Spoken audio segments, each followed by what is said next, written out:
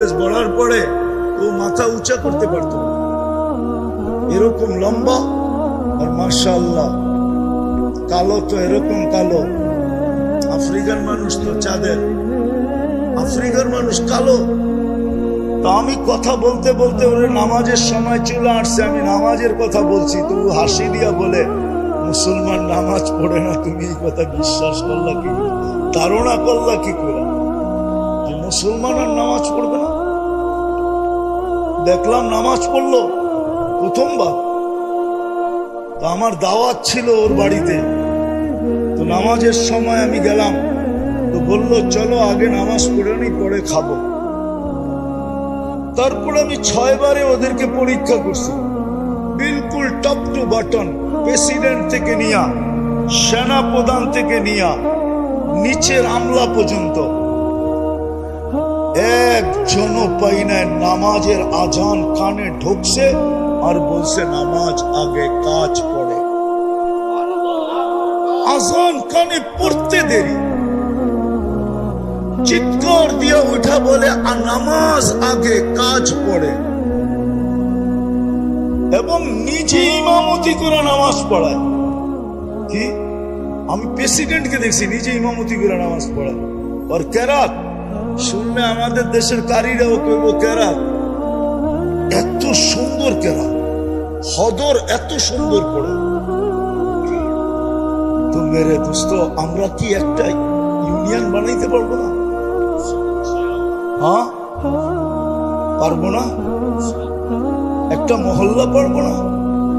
এই জন্য বলতেছি সাহায্য ওই পর্যন্ত আসবে না। ইহুদিরা এখন একটা স্লোগান দেয়, কি জানেন? এটা আমাদের হুজুররা জানে না, কেননা হিব্রু ভাষায় দেয়, তো এই জন্য আমাদের হুজুররা এটা বোঝে না। ওরা একটা স্লোগান দেয়, ইদান নাহনু ফিল আমান দাম্মিরুল মুসলিমিনা কাইফা তুদাম্মিরু কাইফা তুরিদুনা আন তুদাম্মিরু। আমরা এখনো নিরাপদ, বিদায় তোমাদের যেমন ইচ্ছা তেমন মুসলমানদেরকে মাটির সাথে মিশাও। কেন ওরা নিরাপদ জানেন? এটা ওদের কিতাবে লেখা আছে, যেদিন পর্যন্ত মুসলমানের জুমার জামাত আর ফজরের জামাত সমান না হবে। আজকে জুমায় মসজিদ ভরা যায়, ফজরে মুসল্লি পাওয়া যায় না। শীতের দিন, বৃষ্টির দিন ইমাম আর মুয়াজ্জিন দুইজন শুধু নামাজ পড়ে। আল্লাহর ঘর খালি। ওদের কিতাবে লেখা আছে ফজরের জামাত আর জুমার জামাত যতক্ষণ পর্যন্ত মুসলমানের সমান না হবে, সংখ্যার দিক দিয়া, মানুষের দিক দিয়া, ততদিন পর্যন্ত মুসলমানের বিজয়ের পালা শুরু হবে না।